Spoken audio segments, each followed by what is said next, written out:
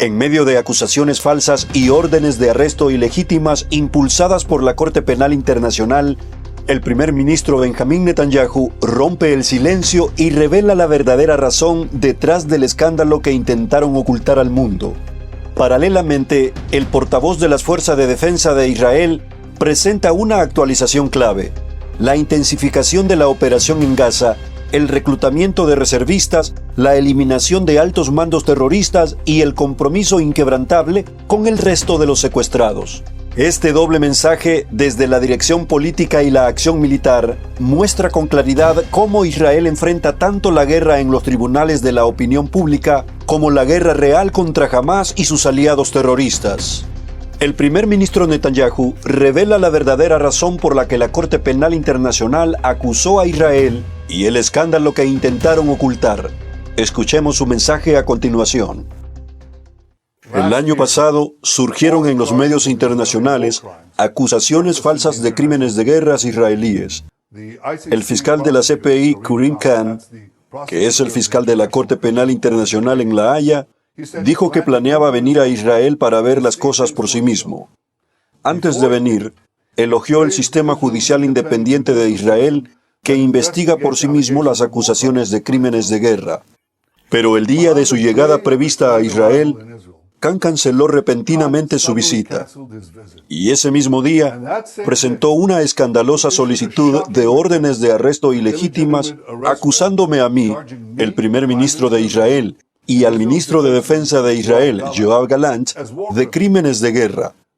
Esto abre la puerta a falsas acusaciones contra los valientes soldados de Israel, de Estados Unidos y de otras democracias que combaten a los terroristas que desean destruir la civilización occidental.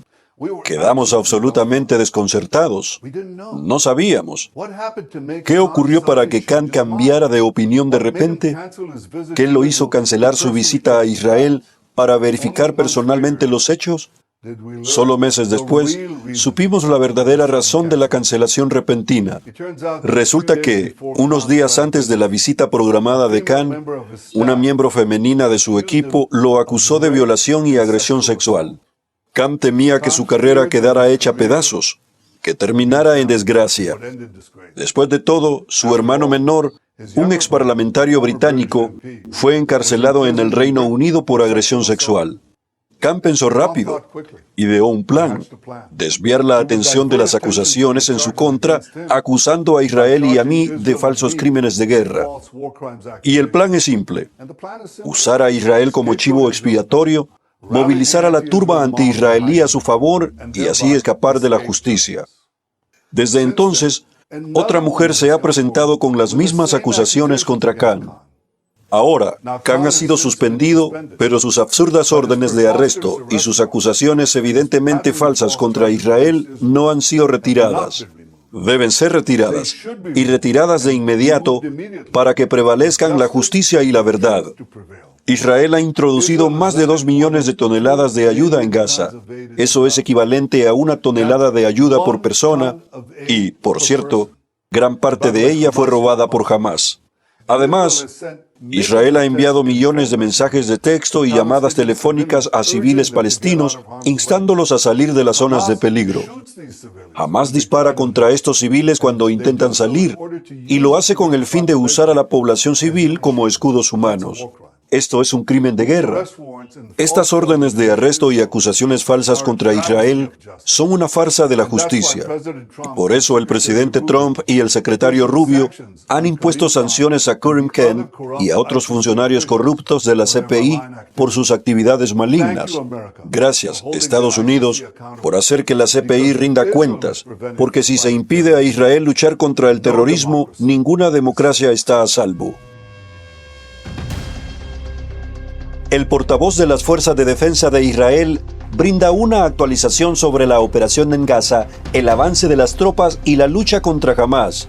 Ahora, escuchemos lo que dijo en su declaración. Buenas noches. Hemos pasado una semana de intensa actividad operativa en todos los frentes, cercanos y lejanos. En las últimas semanas, iniciamos la fase B de la operación Carros de Gedeón. Esta semana comenzamos a reclutar a decenas de miles de reservistas en preparación para profundizar el golpe contra Hamás en la ciudad de Gaza. Las fuerzas de reserva construyen un multiplicador de poder para las fuerzas regulares y ahora se están incorporando a las fuerzas de maniobra. En el marco de la expansión de la operación Carros de Gedeón, las fuerzas del Comando Sur operan dentro de la ciudad de Gaza.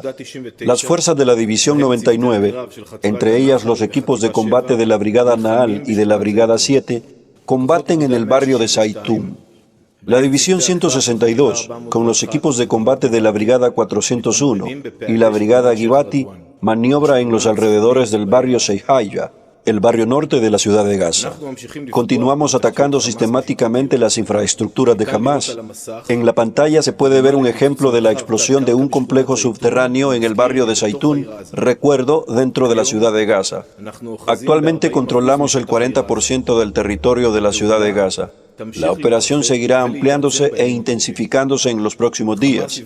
Hamás se encontrará en la ciudad de Gaza con las fuerzas de las FDI en toda su potencia.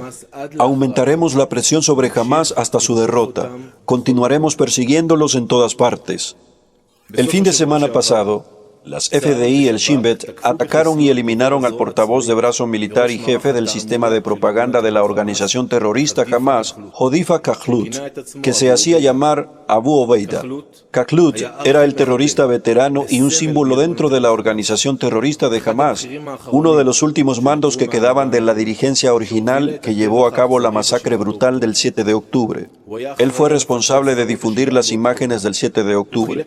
Repartió cámaras a sus terroristas sanguinarios y documentó y difundió él mismo las escenas horribles de ese ataque asesino. En la pantalla se puede ver una foto que fue tomada en la Franja de Gaza y que ahora se revela. En la imagen, Abu Obeida aparece junto al jefe del brazo militar de Hamás, Mohamed Deif, el comandante de la brigada de Jan Yunis, Rafa Salama, y el jefe del Estado Mayor de Inteligencia del brazo militar, Mohamed Roda, el único que aún sigue con vida, y también llegaremos a él. Este es otro testimonio de la posición de Abu Obeida en la cúpula de Hamás. Perseguiremos y alcanzaremos a todos, en cualquier lugar, cercano o lejano. Junto con la expansión de los combates en la Franja de Gaza, las FDI continúan operando en todos los frentes. En los últimos días, en una operación precisa, las FDI atacaron con aviones de combate a más de 2 kilómetros del territorio de Israel. Fue eliminado el primer ministro del régimen terrorista Houthi, Ahmad al-Rawi, junto a unos 10 altos mandos adicionales de la cúpula del régimen terrorista Houthi. En la pantalla se pueden ver los jefes de la organización terrorista que fueron eliminados en el ataque. El destino del ministro de Defensa y del jefe del Estado Mayor de la organización terrorista aún no se conoce. No hay lugar para confusión. Se trata de los líderes de una organización terrorista que planearon y ejecutaron atentados y lanzaron misiles contra centros de población en el Estado de Israel. Entre el ataque de Saná y la eliminación en Gaza pasa una línea común. Ninguno de los líderes de las organizaciones terroristas y de los terroristas en Medio Oriente estará a salvo. El pasado viernes, en una operación de rescate especial y compleja, recuperamos los cuerpos de los secuestrados y caídos Ilan Weiss e Idan Stevie, de bendita memoria, quienes fueron asesinados y secuestrados por los terroristas de la organización Hamás. Compartimos el dolor de sus familias y los abrazamos. Desde que iniciamos la operación Carros de Gedeón, las FDI han recuperado de Gaza los cuerpos de 10 secuestrados, hombres y mujeres. A todas las familias de los secuestrados, tanto de los vivos como de los caídos, quiero decirles de la manera más clara posible que el Comando Sur, con su comandante, sus soldados y oficiales, junto con la sede de secuestrados y desaparecidos, el Aman y el Shin Bet, están invirtiendo esfuerzos enormes, moviendo cada piedra para traer a los secuestrados de regreso a casa. Seguiremos haciendo todo lo posible para traerlos de regreso.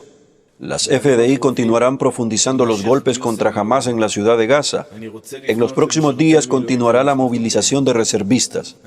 Quiero dirigirme a los reservistas y a sus familias. Somos conscientes de la carga que soportan desde hace casi 2 años. Actuaremos para darles un respiro junto con la continuación de la lucha. La determinación y el espíritu que ustedes traen consigo permiten a las FDI seguir cumpliendo sus misiones. Todos los saludamos con respeto. La misión aún no ha terminado. Continuaremos actuando con profesionalismo y responsabilidad en todos los frentes de combate hasta lograr los objetivos de esta guerra. Ante todo, el regreso de los secuestrados y el derrocamiento del régimen de Hamás. ¿Preguntas?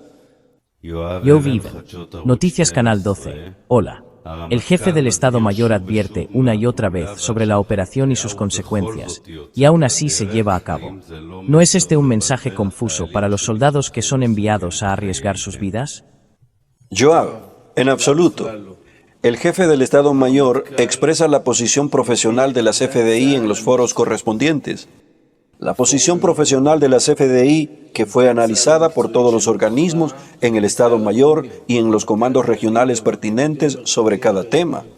Así es como esperamos de él, así es como ustedes esperan de él, así es como el pueblo de Israel espera de él.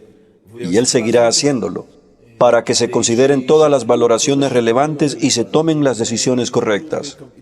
Ahora bien, dicho esto, el jefe del Estado Mayor y el Comando Sur planearon una operación.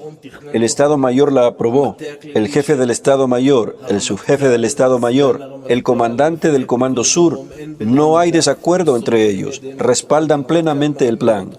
El jefe del Estado Mayor cree en el plan y llevaremos a las FDI a la derrota de Hamás en la ciudad de Gaza. Noui Benarcia 24. En la última reunión del gabinete, el jefe del Estado Mayor y la cúpula de las FDI apoyaron parcialmente la iniciativa hacia la franja. ¿Es realmente esta la posición del jefe del Estado Mayor?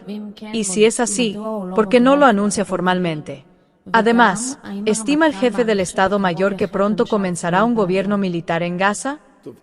Primero, como dije antes, el jefe del Estado Mayor expresa su posición profesional. Una vez más, no es su opinión personal, es la posición de las FDI basadas en el análisis de todos los organismos profesionales en los foros pertinentes, incluyendo el tema del acuerdo de secuestrados, el acuerdo para el regreso de los secuestrados. Él expresa esa opinión.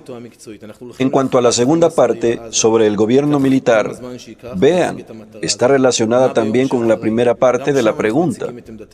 Él expresa su posición profesional. Vamos hacia la derrota de Hamás en la ciudad de Gaza. Tomará el tiempo que tome y presentaremos ese objetivo. ¿Qué sucederá después? Allí también presentamos nuestra posición profesional y se debe tomar decisiones. La cita de que el jefe del Estado Mayor apoya o desea un gobierno militar no es correcta. No es lo que dijo. Él expresa la posición profesional de las FDI que dice, cuando derrotemos a Hamás en la ciudad de Gaza y en general, lo colapsaremos. ¿Qué pasará después?